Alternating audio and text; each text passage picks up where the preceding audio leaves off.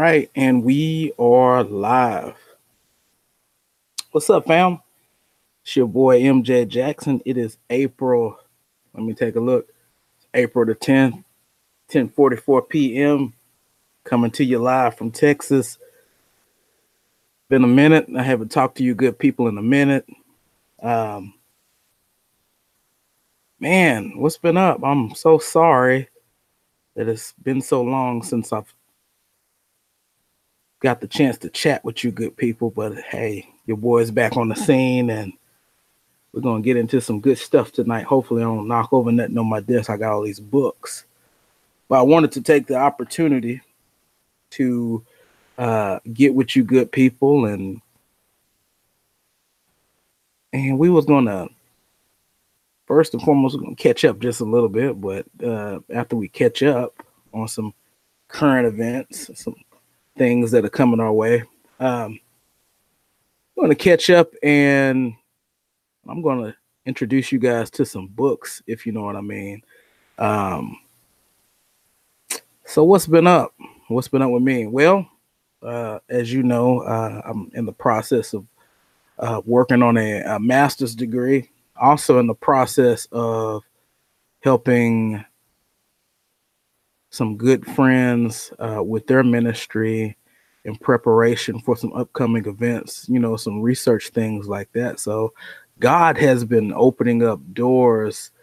Um, he's been opening up doors like crazy, and the funny thing about it is uh whenever God starts blessing you and whenever he starts sending the opportunity your way, you must do your best um to be ready,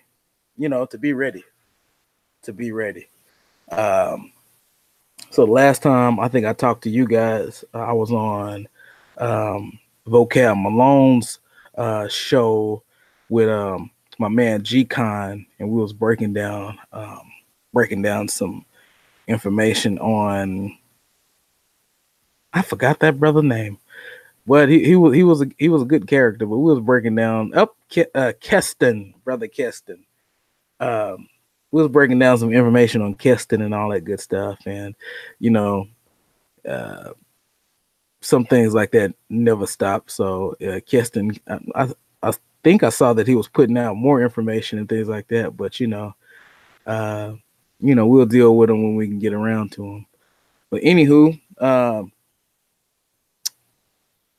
I always get asked, what's some good books to read up on if you're dealing with apologetics issues and in the conscious community. Like a gentleman asked me today, uh, what are some good resources to read if you're going to be um, dealing with people who hold to that worldview? What can I read to familiarize myself with it? Of course, the go-to books that I was going to pull out and I cannot find, and it's kind of been driving me crazy a little bit today, was the two books from Anthony Browder, from the Browder, both his volumes from the Browder Files. I can't find them, and it's kind of driving me nuts. I think they might be in my car, but anytime you're dealing with people, I'm gonna give you some popular level stuff, and I'm gonna give you some more of their scholarly works. But anytime, and I'm gonna get into our material from a Christian worldview standpoint that will help you to be able to um, compare and contrast. All right. So, for instance, anytime you're dealing with someone who's somewhat knowledgeable in the conscious community, they will have read a few of the works I'm getting ready to show you. Hang on for a second. It should be closer to me, but I'm sorry. Ooh, those, y'all can see those wires. Let me move that out the way. Y'all probably still can see them, but it's okay.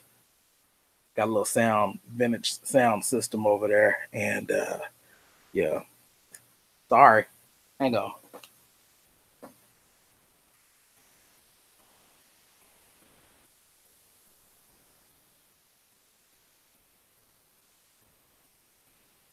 All right. So I'm back. Okay. So anytime you're dealing with people who are knowledgeable, they will have read books by John G. Jackson. Okay. And the popular level books by John G. Jackson, he has some scholarly stuff like this right here. It's called God, Man, and Civilization, right? And it's pretty well put together. He has a really weird form of citation. It's not quite APA or anything like that, but he does cite and do things like that. So you just kind of sort of got to get used to it. But it's God, Man, and Civilization. And what he does in this book is he points out that nearly all so-called world histories and histories of civilization so popular in contemporary academic circles are based on what is known as the European civilization, says John G. Jackson. This species of paracockulism gives a false picture of human history, and a few students become aware of the fact of European civilization speaking historically as a product of a recent past, that European culture was not indigenous but was derived from other civilizations of Africa and Asia. Okay, so he's pointing people back to Africa, and he deals with anthropology, and he deals with a little bit of theology, and then he gets into civilization. So I'm making my way through that book currently, and he does a pretty decent job. Next book that he does is a popular level book, but it's also kind of sort of it reminds you of Kersey Graves, but it's Christianity Before Christ. And this is another book that he did, and it's a pretty decent sized book. He still uses the same form of citation in this book as well.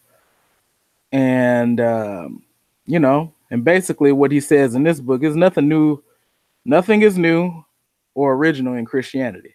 That is the important thesis demonstrated in Christianity Before Christ. The least important features, as well known as the most important components, were well developed in cultures that flourished before the time of Christ, is alleged to have walked the parched paths of Rome and Palestine. The information presented in this book is absolutely crucial if atheists and other free thinkers are to understand the nature of the beast that threatens not. Oh, he was good. The nature of the beast that not only threatens their liberties and rights as citizens in a secular republic, but also threatens to return world civilization itself back to pre-scientific levels of ancient cultures from which Christianity derived all its odd details. Every atheist needs to know what is in this book. Okay, so John G. Jackson pretty much is a staunch atheist. Okay, and for folks who don't have time to read all that, you got a little something like this. Got a little something like this. Or you can just, get the audio book and listen to it. But it's a derivative of Christianity Before Christ, and it's called The Pagan Origins of the Christ Myth. Okay? The Pagan Origins of the Christ Myth. All right. So we got that by John G. Jackson. I want to give you a little bit more. Let me set these over to the side. I don't want to slam them.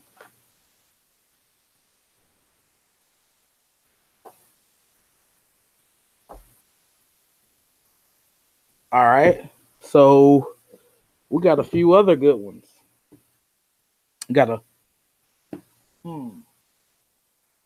Okay, absolutely. I got books all over the place.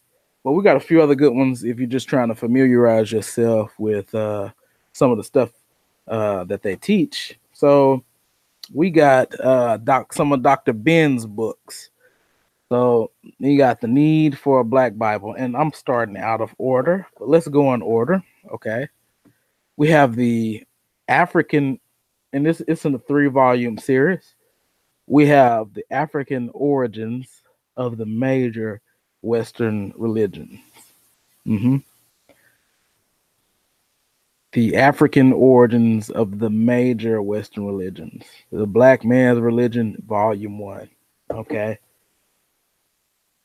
And pertaining to this book, it says, for more than 5 decades, Yosef Ben Yakinen, researcher, author, lecturer, led what has now become a mass effort to emphasize African contributions to the world. African origins of major Western religions, first published in 1970, continues to be one of Dr. Ben's most thought-provoking works.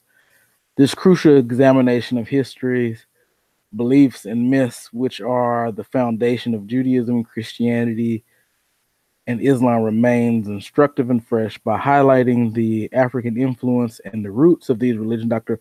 Ben reveals an untold history and many would prefer to forget. Okay. So already just in that, he has made a critique of the Western religions. Okay. Put that aside. The next book, Volume 2, is the myth of the Genesis, Exodus, and the exclusion of their African origins. The second book in a 3-volume set is the myth of the Genesis, Exodus, and the exclusion of the African origins. Is a companion to the African origins of major Western religion, need for a Black Bible. Okay, that's that. I really want to show you some books that you should read. Also, if you're going to read these as well, but I'm not going to be able to because there's too many. Okay, in Volume 3, the need for a Black Bible. We might get into that maybe later on this year. But yeah, the need for a Black Bible. So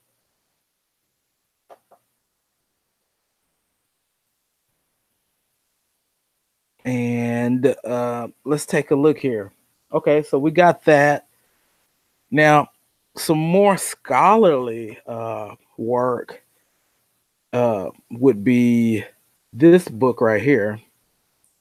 And it's a selection of papers and essays from the Association of the Study of Classical African Civilization. And it's from the conference proceedings from 1984 to 1985. It's called Kemet and the African World View. Okay, and you have the editor, Mr. Karanga or Dr. Karanga, and either Mr. or Jacob H. Carruthers. And some of the various contributors are Molif Asante, Claude Clark, Amir Clark, Dr. John Henrik Clark, Earl Falk, Dr. Asa G. Hilliard, and and so on. It's a pretty good book. I like the fact that they get into what they mean when they say myth, and they really they do a good job of going to details. Say what you mean and mean what you say, and please define your terms so you don't get straw man. So I think if you want to further understand what those in the conscious community mean by myth when they call Christianity myth, this would be a good book to read. Okay. Like right here on page 104, Wade W. Noble says, as a reflection of the thought and experiences of a people, the analytical value of myth is that it serves as a measure or reflection of the human possibilities, probabilities, and potentialities of a people. Myth should therefore be taken seriously because it reveals a significant, if unverifiable, truth.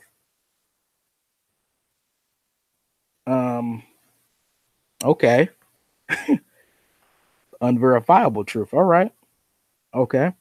And it goes into all kinds of concepts, but it's really good because they're honest about it and they cite their own sources. And good scholarship is reading the other side and letting them define themselves and interacting with what they have to say.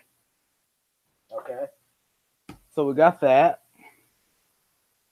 Now, oh, and then we have this horrible book right here. Of course, Walter Williams, and you'll be responding to all kind of revisionist history in this book. Is ridiculous. But I got it anyway, so I can kind of figure out what people are saying. Okay. So now, and I hope I'm public. I hope this is showing that I'm public. One book that every Christian should have, every Christian should have on their shelf, regardless of if they're into apologetics or not, is this new updated version. This is the update of Evidence That Demands a Verdict by Mr. Josh McDowell and his son, Dr. Sean McDowell. And I think it's cool that a father and a son can do a book together. But this book right here, this is a completely updated and expanded edition. And what's so cool about this book is it is a wealth of knowledge. And you know, everybody loves to talk about Israel Finkelstein. Well, guess what? The book deals with Finkelstein and interacts with his scholarship, and it has other archaeologists and Old Testament scholars that deal with his scholarship. But let's take a look. This came out. This revised and expanded edition came out in 2017, and you know, some of the things that it has in there is part one, the evidence for the Bible. So chapter 1 goes into the uniqueness of the Bible, the unique qualifications of the Bible, set it apart from every book written. The scriptures deserve the consideration of all those seeking truth. Okay, so I want to go to one of my favorite parts is the historical evidence for Jesus. Hang on for a second. Not necessarily for Jesus, because let's see here. Where do I want to go? I had it yesterday, and I want to go there today. Okay, yeah. Is the New Testament historically reliable? And that's chapter 3. Okay, that's chapter 3. And I believe it was page 41. Okay, so the book opens up on chapter 3, and it introduces tests for the reliability of historical documents, including the New Testament. Okay. So the New Testament has the reputation of being the most widely and best attested document from antiquity. Okay. But that's just not a claim. The New Testament and gospel documents are critiqued, if you will. Okay. They're tested. Okay. So a few of the tests that the New Testament documents are subjugated to is the bibliographical test for the reliability. Okay. And that test includes the number of manuscripts and their closeness to the original. Okay. The counting and dating of the early New Testament manuscripts, the New and Old Testament manuscript attestation. Okay. Visualizing the number of biblical manuscripts, the comparison of surviving manuscripts, copies, and selected classical literature. So, what I mean by classical literature? Okay, let me show you something else. We're coming back to this book, but I'm gonna give you an example here. I'm going to give you a good example. And this is a really good example. This book right here is The African Origin of Civilization, Myth or Reality, from Sheikh Anta Diop. Okay. Now I took the liberty of going through, and I like this book. I don't really have any issues with it. Okay.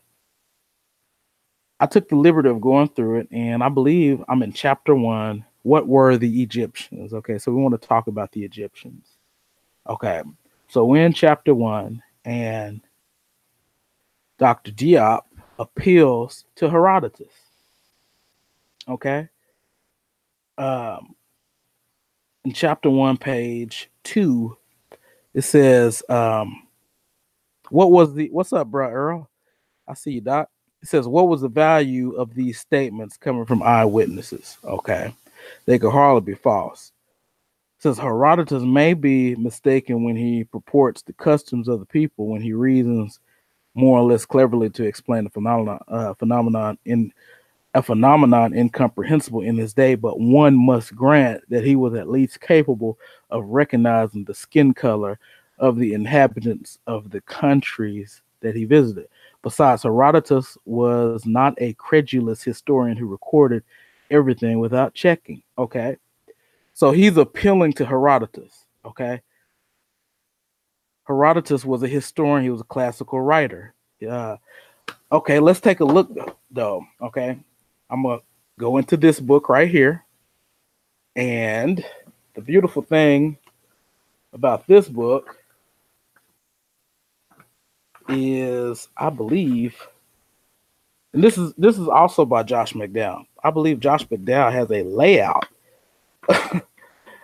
of when Herodotus wrote and the most recent copy of his manuscripts that we have. So give me just 1 second to try to find it. I should have marked the page. Please forgive me.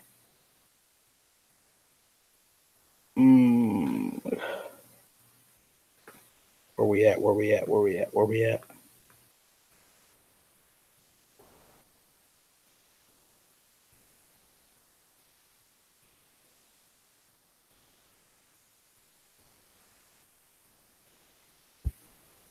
Okay, I'm gonna have to do it old-fashioned way. Look it up.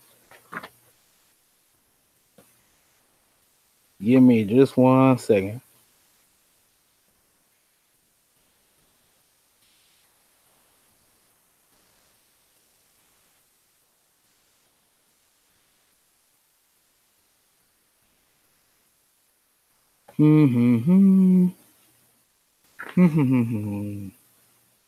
Okay, we're gonna go to either page 59 is the New Testament historically reliable. So we're going to page 59.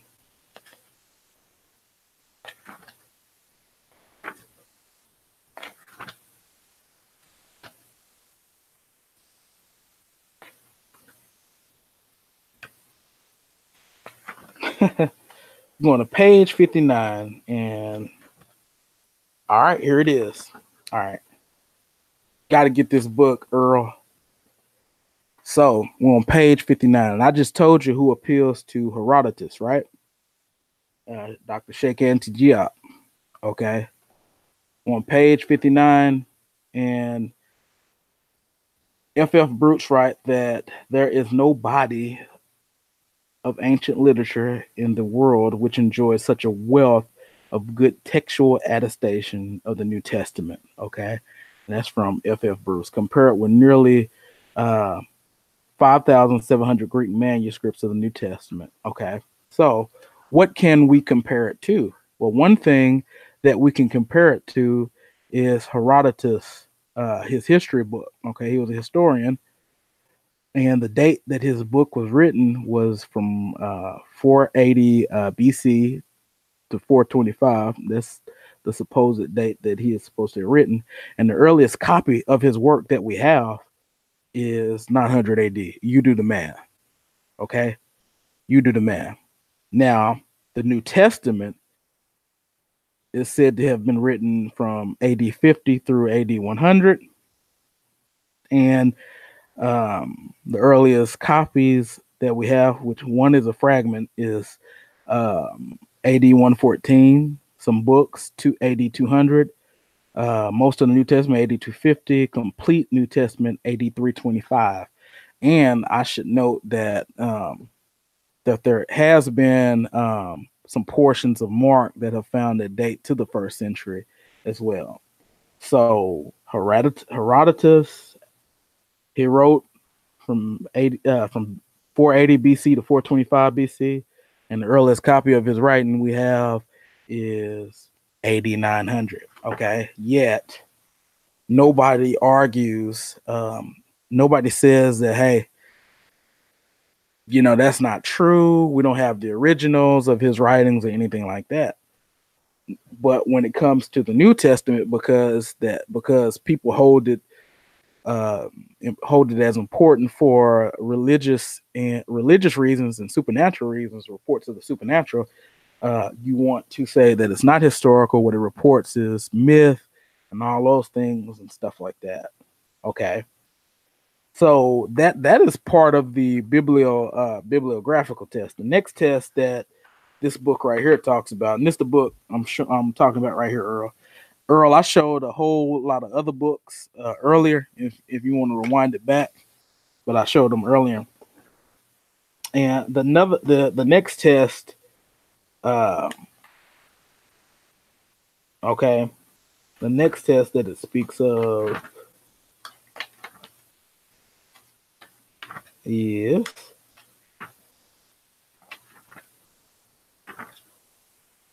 and man, this goes into some serious business. Is the internal evidence test for the reliability of New Testament. Okay. And that gets into contradictions and stuff like that and all that good stuff. So, and the test after that, let's see here.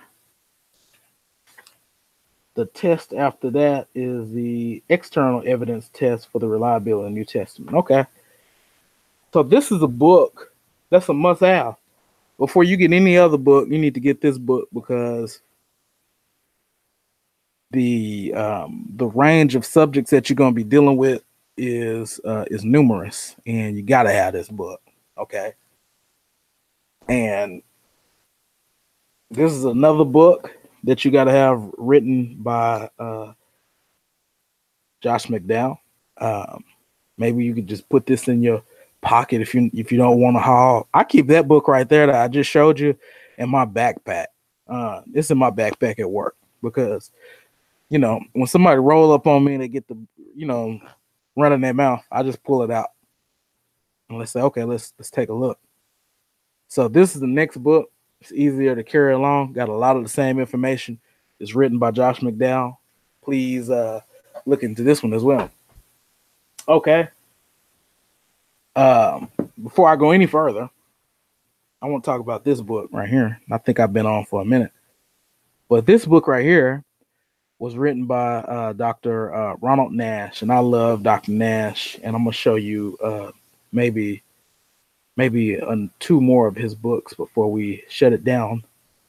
But this is an older book because he passed away some time back. But yeah, this is an older book. It's called Reason and Faith. This was written in 1988. It's kind of something along the lines of Reasonable Faith. But Dr. Ronald Nash is what he would call an inductive presuppositionalist.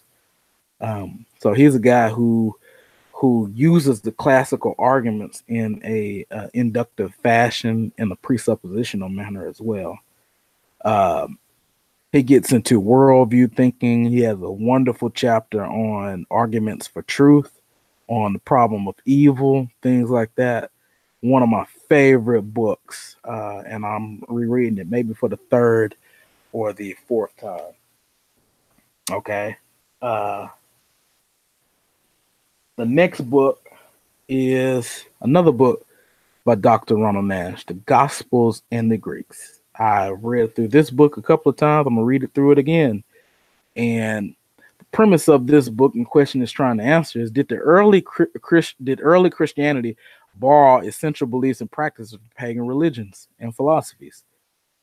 No, answers Ronald Nash in this compelling case for the uniqueness of Christian teaching. Part 1 investigates possible influences of Hellenistic philosophy on the New Testament. Part 2, the relationship of early Christianity to the pagan mystery religions, and Part 3, the relationship between Christianity and Gnosticism. This was first released in 1992. The Gospel of the Greeks has been retyped preset and includes an annotated bibliography as well as indexes of persons and subjects. Dr. Edwin Yamauchi said this is a lucid and superb book. Okay, this is a good book. Reread it and reread it and reread it, because apparently these folks that you're dealing with don't read, and they would sit there and keep repeating. Okay, the next book is Reinventing Jesus. Okay, next book is Reinventing Jesus. And this book talks about how contemporary skeptics miss the real Jesus and mislead popular culture. Okay. And on this book, it says, from the worldwide sensation. Edward, can you hear me, by the way? It says, from the worldwide sensation, the Da Vinci Code, to the national bestseller, Misquoting Jesus, popular culture is being bombarded with radical skepticism about the uniqueness of Jesus and the reliability of the New Testament. Reinventing Jesus cuts through the rhetoric of extreme doubt to reveal profound credibility of historical Christianity. Meticulously researched yet eminently readable, this book invites a wide audience to take a first-hand look at the primary evidence for Christianity's origin. Reinventing Jesus shows believers that it's okay to think hard about Christianity, and shows hard thinkers that it's okay to believe. Appreciate that, Edward. Okay, and what I like about this book is, first and foremost, you have 3 people who contributed to this book. You got J. Ed Kamoski, and I know I butchered his name, M. James Sawyer, and Dr. Daniel B. Wallace. So what you get in this book is you get a 3-piece. Atheists get a 3-piece, okay? A 3-piece in the biscuit, if you know that terminology. 3-hitter quitter, okay? So you get Dr. Daniel B. Wallace, who is arguably one of the greatest grammarians, one of the greatest Greek scholars living today, dealing with the text, the transmission of the text and things like that. And you get one of the other authors dealing with canon issues. Okay, you get another author dealing with the divinity of Jesus, early tradition or late superstition. So you get to deal with some theological issues, some textual issues, and some historical issues. So you get a 3-piece. And I just want to read a little bit real quick before I move on. Okay, the chapter 1 is the Gospels behind the Gospels. Okay. And it opens up with a quote from Robert Funk, who was one of the founders of the Jesus Seminar. Okay, the Jesus of the Gospels is an imaginative theological construct into which has been woven traces of that enigmatic sage from Nazareth, traces that cry out for recognition and liberation from the grip of those whose faith overpowered their memories. The search for the authentic Jesus is a search for the forgotten Jesus. So that's Robert Funk, one of the founders of the Jesus Seminar. So the chapter opens up with that and it asks a question: how do we know the gospel writers got it right? Why was the writing of the gospel delayed for decades? What happened in the meantime? Isn't it likely the gospel writers, the evangelists, as they are sometimes, simply forgot the details about what Jesus said and did by the time they put pen to papyrus? Since all the gospel writers were obviously people of faith, how do we know that their faith didn't get in the way of accurate historical reporting? Okay, so that's the question that we're dealing with. And ultimately, we start out by defining the terms. So it's really schooling you. And this chapter right here gets into the gospel behind the gospels, and also about the fact that the community was a oral community. So, it's dealing with the oral material behind the community. And it gives a pretty good, thorough study of orality, as far as how the gospel circulated first. Okay. So let me see here. The second chapter, and this is my favorite. And we might still be in the same chapter, but okay, no. The third chapter, an eccentric Jesus and the criteria for authenticity. Okay. So when you tell me that the gospels are a copy of, you tell me you're a historian, okay, whatever that means, and you tell me that the gospels are myth, I'm going to want to talk to you about how do critical scholars go about determining whether Jesus said the things recorded in the gospels.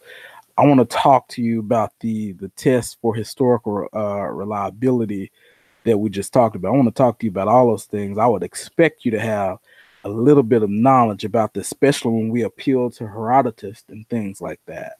So I would expect you to know these things. But this chapter right here gets into how do we know, how do critical scholars go about critical scholars? If you out there, say that with me, not hotep hustlers or people walking around calling themselves doctors or folks pretending to be smart and just saying a bunch of stuff that people want to hear. Okay, that's what the Bible calls ear scratching, when you just telling folks what they already want to hear. Okay, but it says, how do critical scholars go about determining whether Jesus said something? So I'm talking about scholars like Bart Ehrman, scholars like Craig Evans. How do scholars go about doing that? Who was that? Hector. I'll even throw Hector Avalos in there. He's crazy too, but Dr. Hector Avalos, he's a critical scholar. He's not quacks, if you know what I mean. But how do they go about it? Well, they go about it by several criterion. Okay. And I wrote in red, I marked my book up, real scholars with an exclamation mark. Okay. The first is the criterion of dissimilarity. This criterion says that if a saying is attributed to Jesus differed from the teaching of Judaism of his day and from what early church taught later, then that saying must be authentic. Okay, so that's one criterion. We could do a whole show on something like this, but I'm not trying to help nobody out. I'm not you Christians. I'm telling you, there's an event coming up in July, and I'm not really trying to help nobody out. Not like that. Not them. Okay. So it looks at the criterion, and it looks at the misuse of the criterion, because they don't say that Jesus didn't exist. They try to use that to cut out a lot of the supernatural. So they're not saying that Jesus didn't exist. What people in the Jesus seminar, folks like Bart Ehrman, are really trying to do, they're allowing their worldview to affect the scholarship, and they'll use certain criterion to cut out certain things that Jesus said or did. Okay. Second criterion is and I'm gonna mark this book up real good. The criterion of multiple attestation. Okay. This is the second criterion. This criterion says that when the saying appears in either multiple sources, that's Matthew, Luke, Q, Mark, or in multiple forms, in a miracle account, a parable, or apocalyptic, I believe that's form criticism right there, then it has multiple attestation. Okay. As with the criterion of dissimilarity, rigorous application of this criterion will give us a truncated Jesus, accepting all those things that he repeated in different contexts and in different ways. So once again, this book is demonstrating the misuse of that criterion as well. Next criterion is the criterion of coherence. And if a hotep is out there listening, write them down. The criterion of embarrassment. Okay. Other considerations, and he goes into the conclusion. Okay, so you got that right there in chapter 3, but let's get wacky for a second. Okay, and it deals with forgeries in chapter 10. This is a good book. Okay, it's a good book. Okay, and then we get into the divinity of Jesus, but I want to take you somewhere else. I want to take you somewhere else. This is where I want to take you. I want to take you to chapter 16, the Sweet 16, and I want to talk to you about parallelomania. All right. This is my favorite part of the book. Okay. And I'm going to close out with a special book from a really good seminary president, but we're not there yet. We'll get there though. Let me see how long I've been going.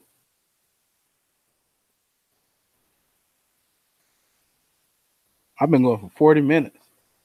All right.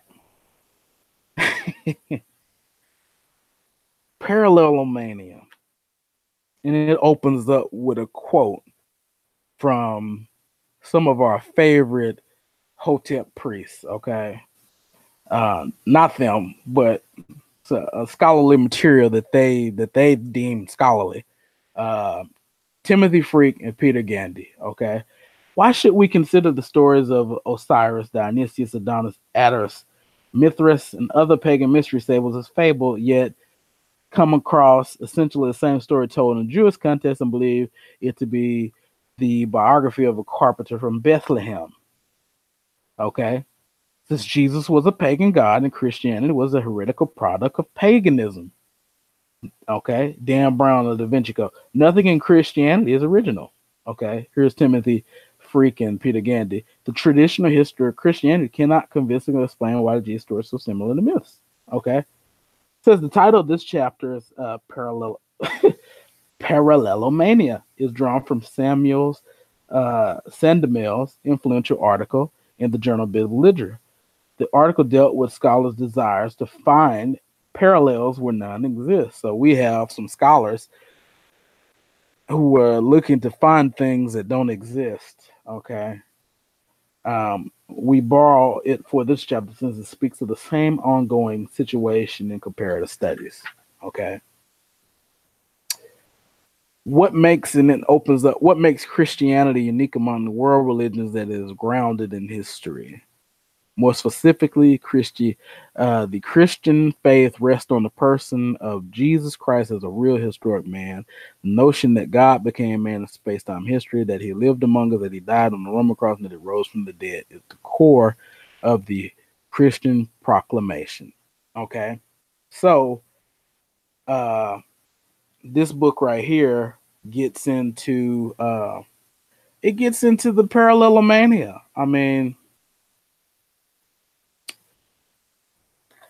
it looks at Osiris, Adonis, Adonis, Mithras, all that good stuff, and it's a really good book. It has some quotes from Dr. Ronald Nash that I mentioned earlier because he wrote on it, and it's good. You got to have it. So I want to get to a few more books before I cut out. Got to have it. Okay, so that's that. Okay, here's another book dedicated specifically to the Christ myth theory. Okay.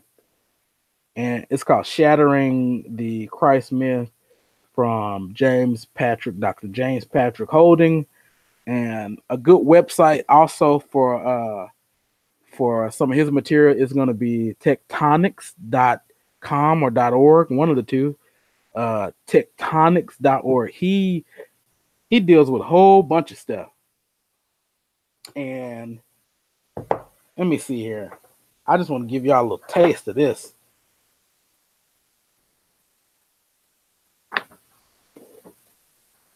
What can we look at here?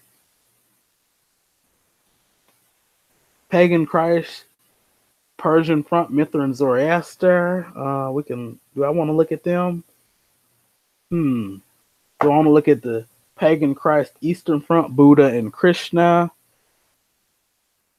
Do I want to look at them?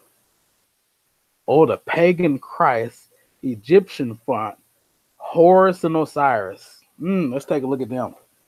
Okay.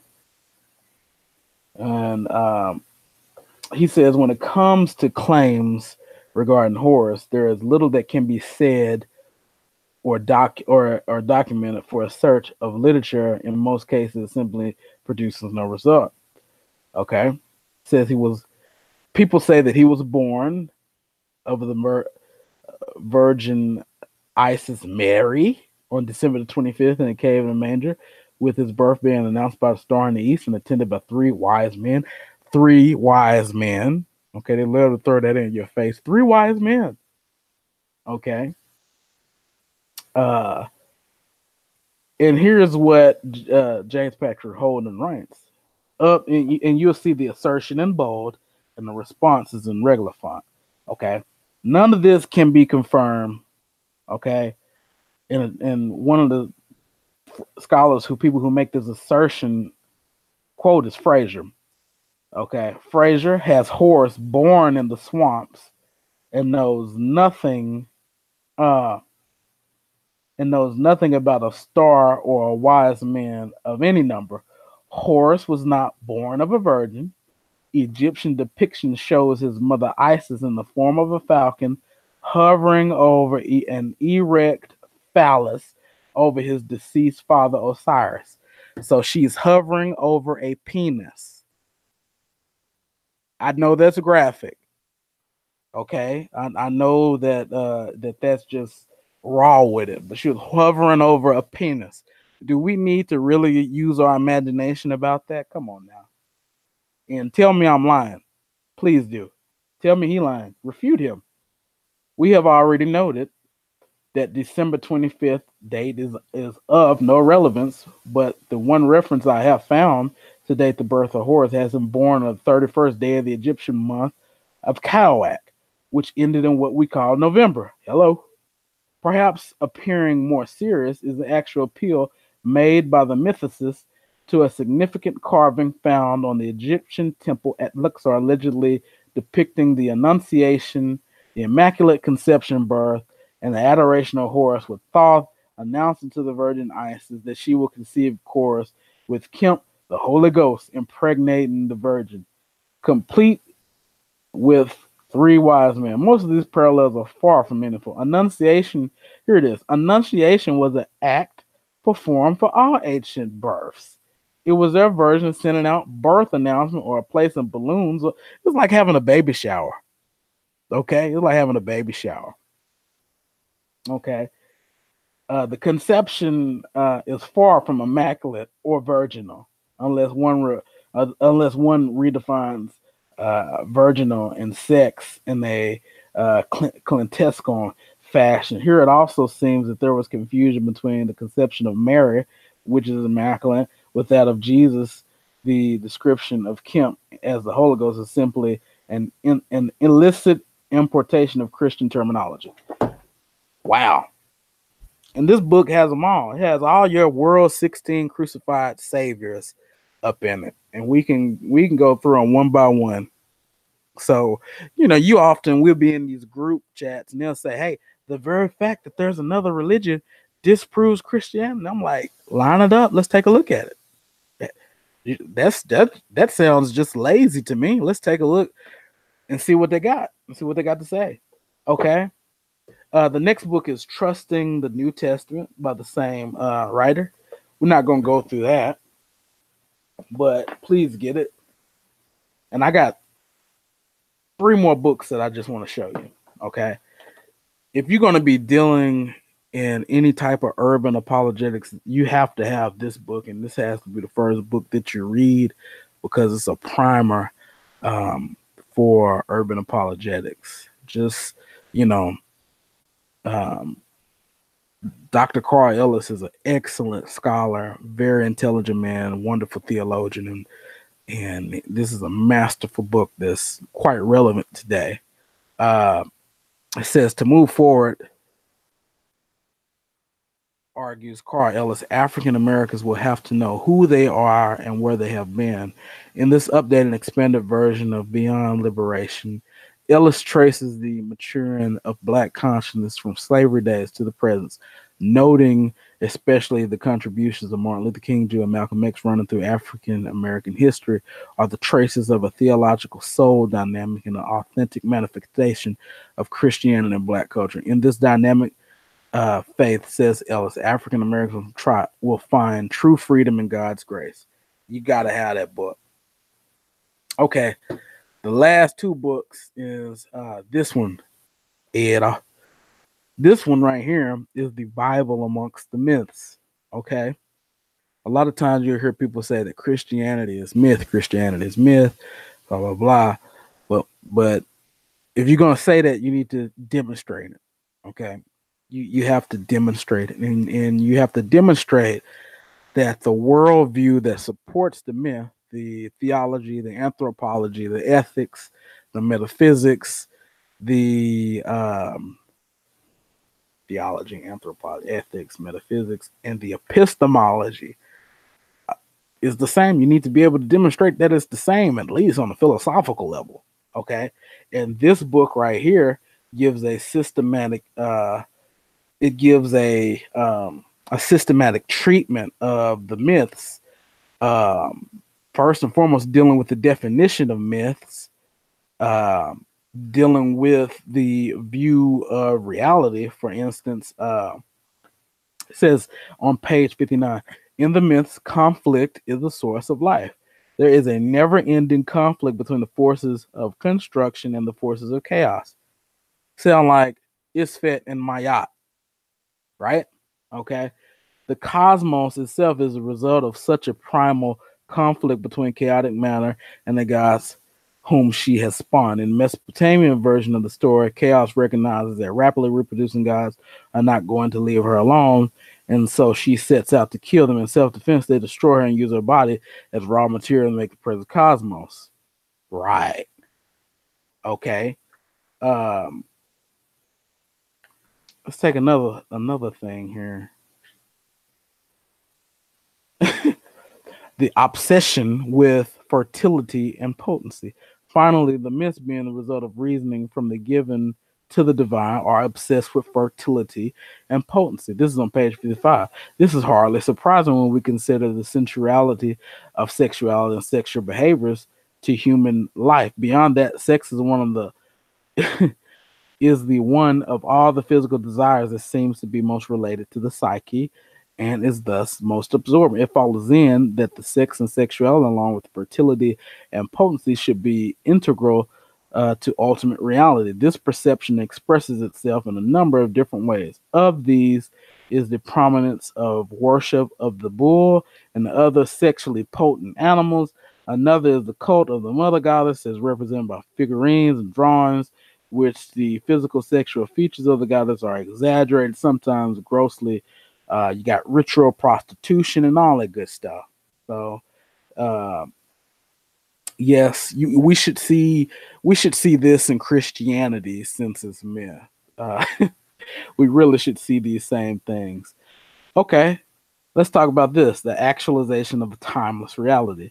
This maintenance is accomplished, as mentioned above, through actualization of a timeless reality. Suppose the rains do not come when they should in the normal cycle of things. How can we explain this? And even more important, what can we do about it? Reasoning from the given to the divine, we can understand that heaven and earth are male and female. Plant and animal life are the results of divine copulation. In other words, divine sex. Okay. For all things in the world we know have their origins in sexual behavior. Therefore, the thing to do is to get the god and the goddesses to have sex. If they do, then the rain will fall into the womb of the earth and fertilize it. How do we do that? By asking them to do so or trusting them to do so? That's a question. Do we pray to get them? No. Far from it. We do it for them through ritual enactment, ritual prostitution. So that's another marker of myth. Okay, that's another marker of myth. A really good marker of myth is continuity as the ruling concept in myth. As the previous chapter maintained, the ruling idea in the worldview. Myth must be seen as a worldview. Okay. you have the biblical worldview and the mythical worldview, and they don't mix. And the biblical worldview is not a product of the mythical one. Okay, the ruling idea in the worldview that gives myth its distinctive character is continuity. The idea that all things that exist are part of each other. Thus, there is no fundamental distinctions between the three realms: humanity, nature, and the divine. The cosmos alike looks like this. Everything that exists within this circle, and everything in the circle is coexistent with everything else in it. We could go through this whole book this year and just have fun destroying the lies, just destroying the lies. All right. So the last book I want to talk to you about is Core Facts. Core Facts it's an acronym. Okay. It's an acronym, and I know what core stands for. I know what facts stand for, but I think, Ed, you would love this because I know you love classical apologetics. So the core facts it's by Braxton Hunter, and this is Dr. Braxton Hunter, who is the president and also one of the professors at my school, Trinity College of the Bible and Theological Seminary. It's an extremely affordable school. Matter of fact, I have been extended an invitation to be a part of a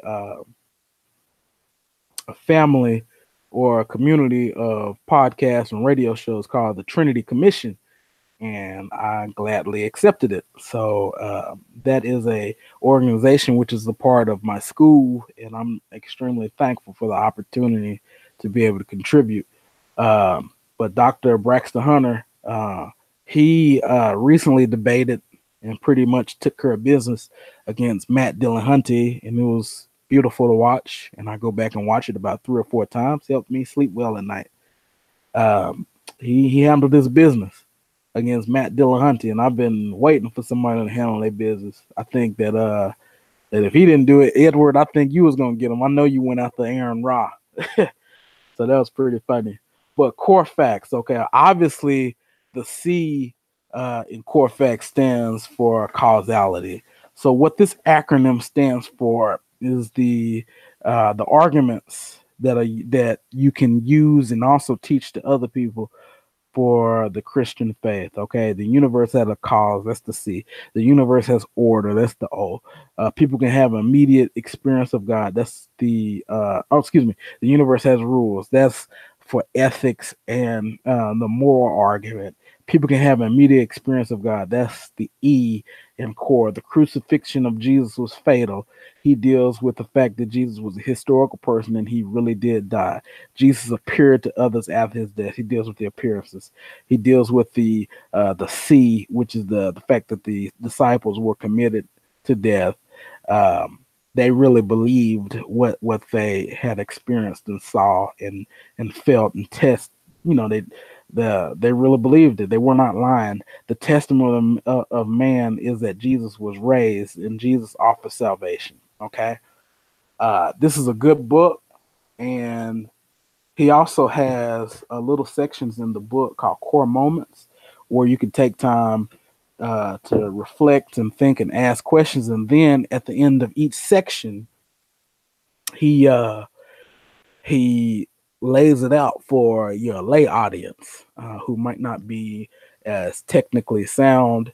But it's a good book, and I'm reading through it. I'm getting ready to go through it again. I have another book of his, but it's quite technical, and it's called Evangelistic Apologetics. It's a little bit technical, and but he lays out all the different apologetical methods. If you're interested in that, that book gives a treatise on that, and it also deals with how we can integrate it into evangelism, because really you cannot separate the two. But I'm done.